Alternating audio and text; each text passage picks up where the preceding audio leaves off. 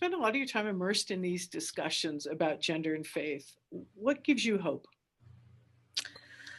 Um, I think I kind of get hope from two different main sources. One of them is the people that I see out there doing this, like I said about M. Barclay earlier, like they have been fighting to stay in their church and to be in like a ministry capacity in their particular denomination for years.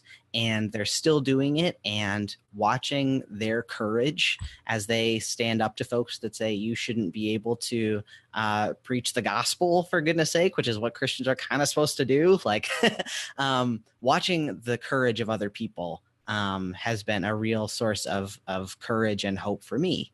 The other main source is just scripture, because I'm a big scripture nerd, and like that's what I studied in seminary. Is like so like going and reading through, especially the Psalms, places in scripture that talk about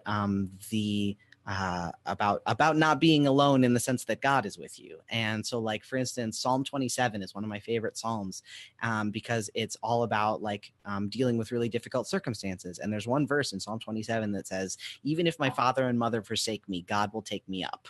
And this just the sense of like, you're not alone, and you're going to be okay, and I'm with you. And getting that through scripture is something that has really sustained me through this work. Thank you, Austen. That's really wonderful. You mentioned in passing, so before we close, I want to make sure we hit on this again, which is you'd mentioned a little bit about the Youth and Faith online group. So if you want to talk about, just mention that, and also that we have a number of faith resources, and certainly anybody that is wanting some more support, please reach out to Gender Spectrum. But if you could speak to the faith and the discussion group and other things that are happening, that would be terrific. Yeah. So we've got, let's see, what's going on. First of all, we updated our resource page. It's huge now. And we're going to keep adding to it for people of lots of different faiths in terms of like books to read and things like that. So if you're looking for that, that's on the Gender Spectrum resources page. And we've got a new video series that's coming out every month where I interview a gender diverse faith leader in some capacity. And so I've interviewed Megan Rohrer, who's a pastor, Lutheran pastor in the Bay Area. And this month we interviewed Madia Lin, who is a trans woman who is leading a gender inclusive mosque in Chicago. And so we're going to be having at least one new video every month where we're going to interview somebody who's doing this work. The Gender and Faith Youth Group is something that we have done 2 times now, and we're going to do it 2 more times. I think the dates are, let me think, it's June 5th and 19th are the next 2 dates.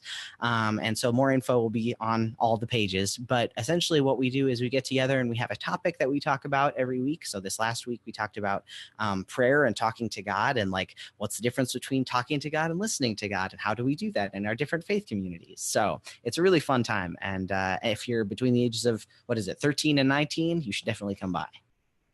Thanks. And we're also looking at other discussion groups and things that we can do for parents who are also trying to reconcile and just better understand gender, and also, figure out what this means for their faith as well. So people should just, as you just indicated, keep looking at the resource page, because there'll be some announcements coming out about that. Yep. Well, thank you so much, Austen. I really appreciate you, and I appreciate all the amazing work that you're doing. And I thank you for talking with us today. Yeah, thanks for having me. This was great.